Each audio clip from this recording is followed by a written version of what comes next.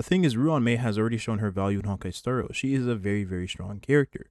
But we are receiving another very, very strong Harmony character next patch as well. On top of that, there's Black Swan. But there really is no point comparing Black Swan to a Harmony character. So in today's video, we're going to be comparing Ruan Mei alongside Hanabi or Sparkle. Which character is going to be better for you? Now, do keep in mind that Hanabi as is not set in stone. Her kit could change, or she could have add-ons to her kit. But with Hanabi being a character that seems pretty baked, I don't think she'll change much more than she already is right now. And if anything, they might even give the character a few buffs because of how strong Ruan Mei actually is. Anyways, let's hop into today's video. Yo, what up, Toshi here. So my last video, I touched on Ruan Mei very briefly, and I didn't really go too in-depth into the character, but Ruan Mei essentially incentivizes you for breaking the enemy. Her kit is centered around breaking the enemy. Her kit is also centered around having allies of different elements. The more damage dealers you have in your team, the more valuable Ruan Mei becomes, and that's because her buffs applies to the whole teams, and those buffs that she does apply is dependent on her own turns. Therefore, it doesn't matter if your damage dealer is slow or fast like Clara, you can utilize the buffs at every given turn, making her the most universal support we have in the game right now. Being able to increase damage that is dependent on the element of the ally is very, very strong, and then increasing the weakness break efficiency is just strong across the board. Honkai Star Rail is a game centered around breaking the enemy's toughness bar, and if you can do that, you'll have a significant advantage in the fight.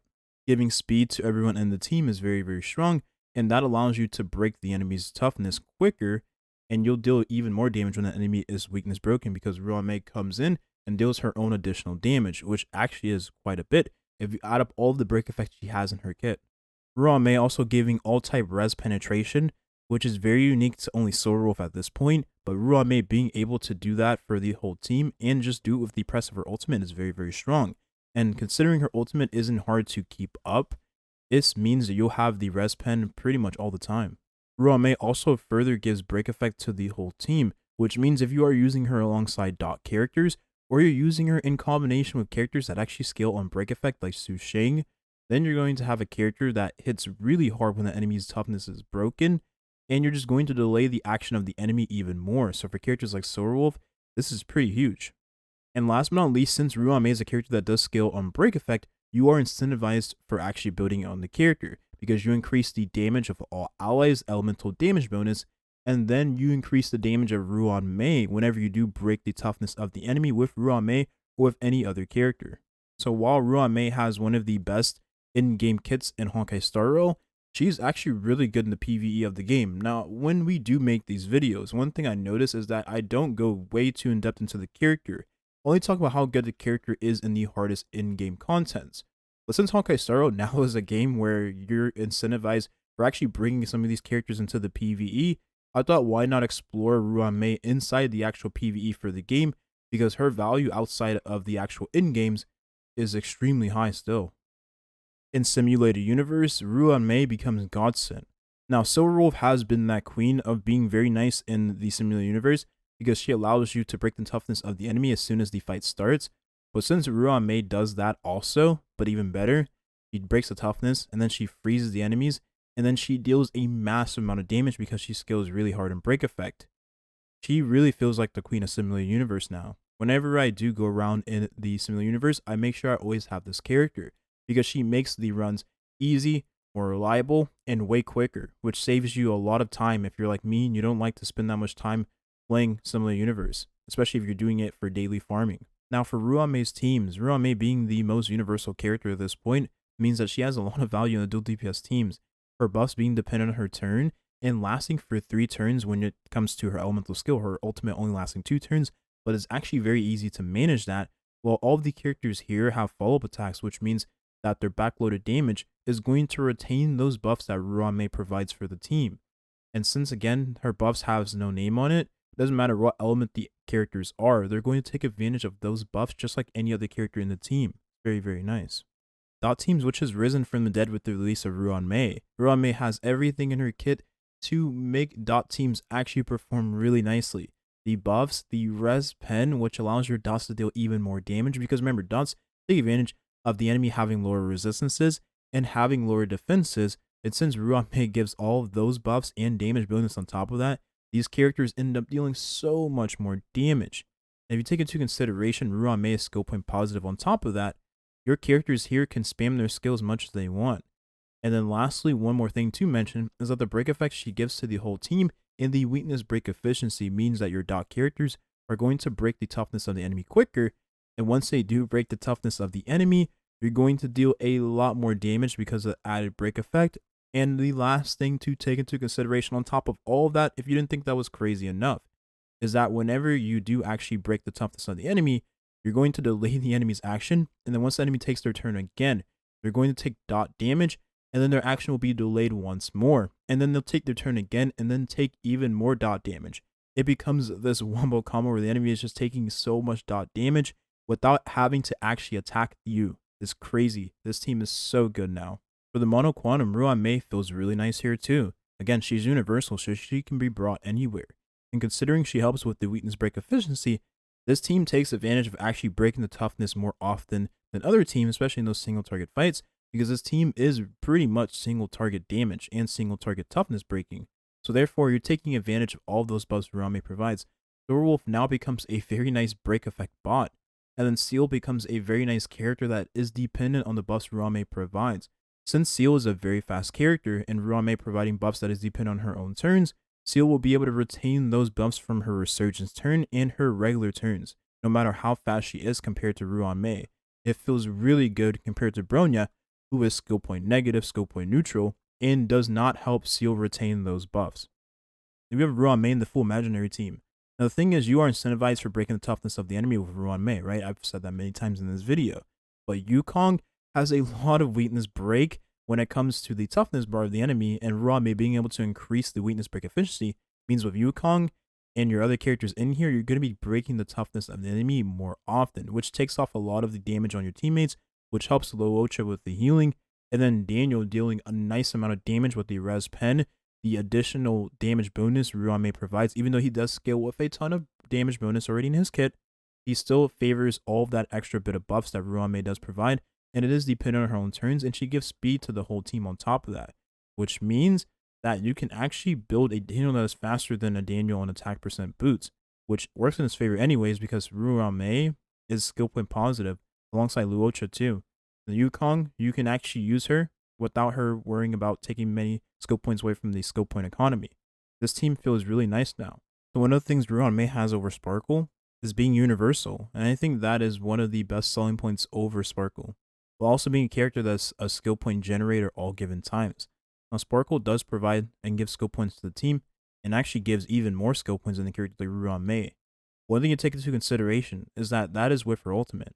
When you start the battle, Ruan Mei already becomes a skill point generator. So for some teams, Ruan Mei is going to feel even more safe than having Sparkle. Then again, Ruan Mei is just even more universal than Sparkle.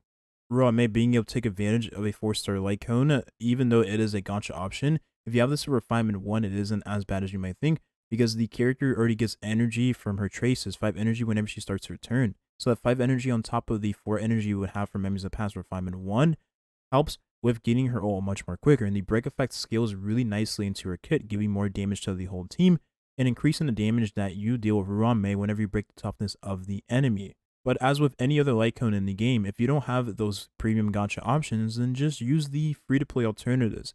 Meshing Cogs is a very nice alternative to use on Ruan Mei, because it gives her more energy from either being attacked or attacking the enemy. She's a Harmony character. Her taunt value is sky high. She's going to be getting hit by the enemy more often. I mean, think about it. Your team Yoon gets hit by the enemy all the time. That's why Meshing Cogs is best installed on the character. So Ruan Mei having team flexibility, having light cone flexibility with some cheap options and some premium options, and then Ruan Mei just being very good as a character in general for PvE. She is godsend in Simulated Universe, and since that's the game mode Hoyoverse seems to be pushing right now and going forward into the future, and then Pure Fiction coming up, which means that the buff status depending on the turns of Ruan Mei is going to be very nice in that game mode. She is a very nice character to have for the long term. So if you see yourself playing this game in all parts of the game, then definitely pick her up because she is so good because of that. Now let's talk about Bronya 2.0, known as Hanabi or Sparkle. She's going to be a very strong character on her arrival. As it stands right now, every limited character has been pretty good, except for a few. Maybe Topaz and Umbi, when Topaz did release, wasn't as enticing as other limited characters, but that's because she didn't have the tools she needed to get the job done. Well, she didn't have the best relic set in the game, and she didn't have any other allies in the team party that helped with the follow-up attacks that she desperately needed in order to push up the action forward of Numbi.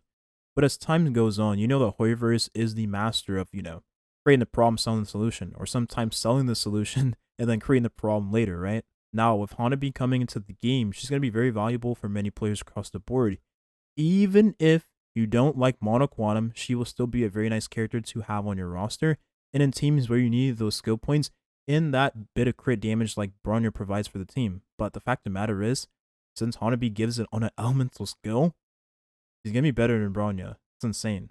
And sometimes, even though Bronya does cleanse with her elemental skill, right, that's very valuable, well, if you're pushing up the action forward of the character, that character is going to dispel their debuffs anyways. Now, what makes Bronya one of the best characters in the game still to this day, even with the addition of Ruan Mei, is that Bronya is still the queen of hypercarry. In hypercarry teams, since her buffs are tailor-made for one character, that damage dealer appreciates those buffs more than the buffs Ruan Mei provides. Because in hypercarry, the truth is, you're just trying to squeeze out as much damage as you can in short time frames. Since Bronya does give a damage buff that goes higher than Ruan Mei's damage buff for one ally, that is an elemental skill, remember?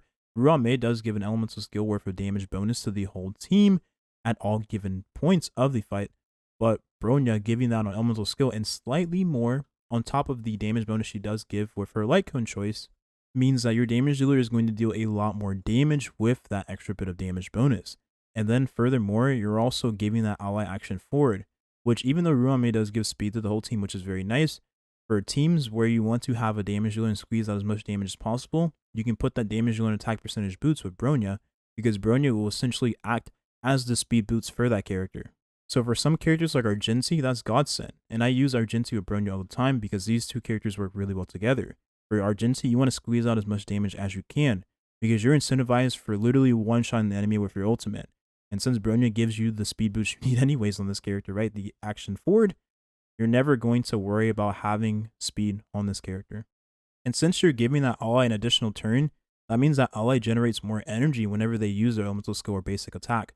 I mean, again, if you're using Bronya to boost up the action forward of your damage dealer, you probably don't want to use the basic attack on said damage dealer unless your name is Seal.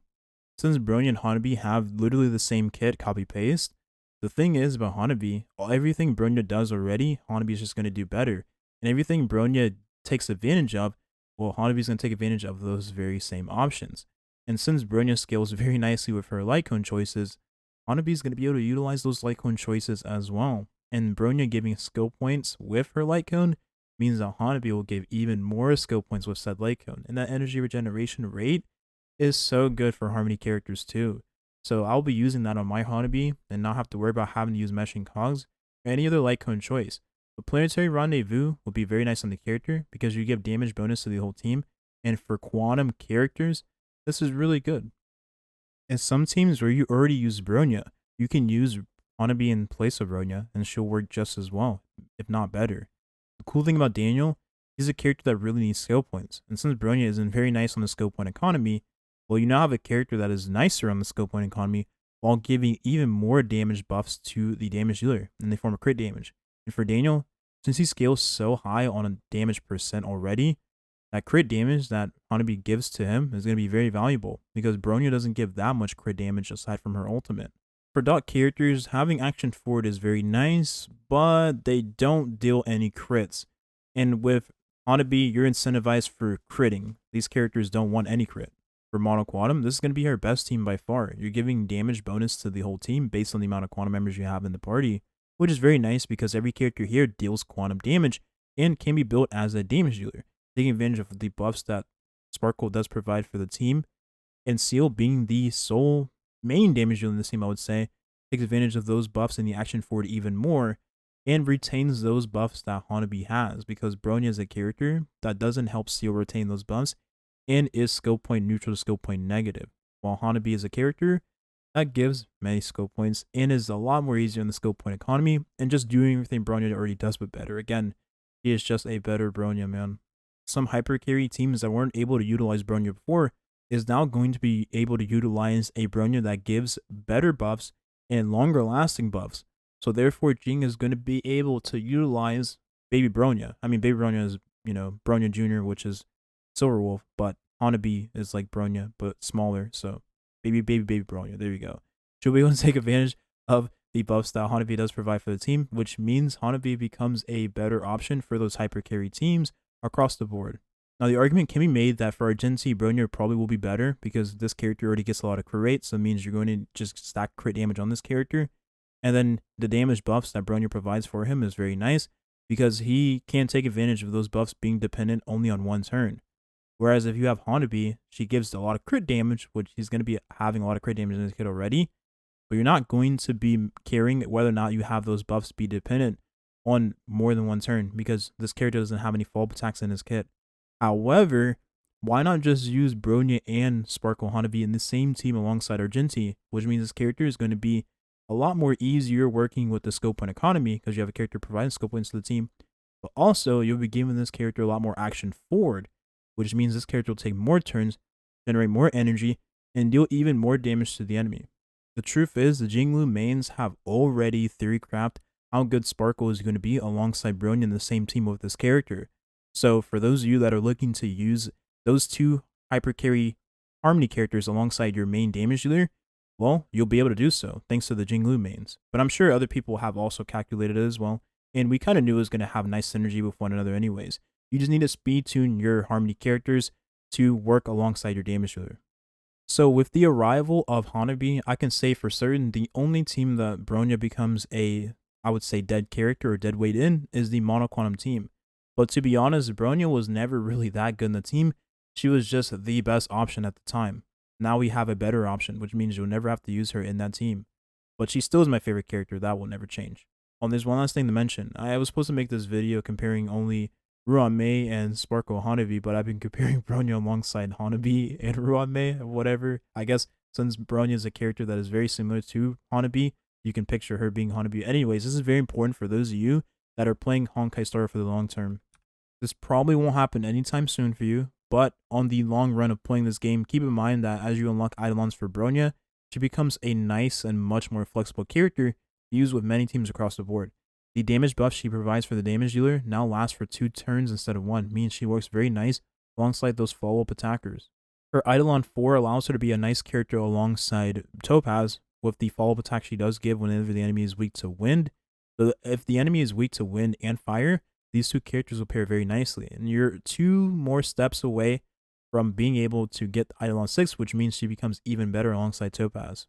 And lastly, maybe you got Bronya 2 times, or maybe you're getting Bronya your 300 pull when you already have the character, but Eidolon 1 allows the character to recover a skill point with a 50% fixed chance, but it does have a 1-turn cooldown. But if you're using the basic attack and then elemental skill, like playstyle on Bronya, then you're going to be getting those skill points in a lot more easily, which means your Bronya becomes a lot more easier in the skill point economy. But do keep in mind, it is a 50-50, and if you're like me and you lose 50-50s, sometimes, man, this shit never procs in the fight, and it absolutely pisses you off, especially if you use her with Daniel. It is the most frustrating thing ever. So with that being said, Bronya becomes a character that is a lot better in the long term. So while you have Sparkle and you probably don't roll for any Eidolons or Lycons for the character, and you lose your 50-50s to Bronya going forward, you'll be very happy that you are losing to this character versus any other character. Because when you unlock some of those Eidolons for Bronya, she becomes a brand new character essentially. It feels really nice. And she looks very head-patable in this position. I don't know why I'm saying this right now. Anyways, so there you have it. With everything that was presented in this video, should you go for Ruan Mei or Hanabi? Ruan Mei is very, very, very good in all parts of the game. Subliminal Universe is tailor-made for this character. If you take into consideration this character also does buff not only any team, right, but dual DPS, dot teams, best in slot and dot teams, best in slot and dual DPS teams. Pretty good in Monoquantum, but you're having Sparkle, right? You'll roll for Sparkle in the future. You need this character? Well, in my opinion, I feel like everyone should get her, but if you are pressed for gems and you are a fan of Monoquantum, you can skip her. Just go for her on her rerun, and maybe in time you'll get more refinements for your light cone memories of the past. You'll be ready to go whenever you do receive the rerun for Ruan Mei. And if you are a fan of Monoquantum and only Monoquantum, right, or you are a fan of Daniel, then definitely go for Sparkle Hanabi. But if you're not a fan of Daniel and you're not a fan of Monoquantum, then just go for Ruan Mei or save for Black Swan if you're a fan of dots. But I think Kafka mains are having it the roughest here because obviously you want Ruan Mei and then you want Black Swan too. So you're going to be pressed for gems. And I hope some of you don't, spend Spinning is very bad. Don't spin. That's going to be the video here. Thank you for watching and have a nice rest of your day. Good luck. Peace.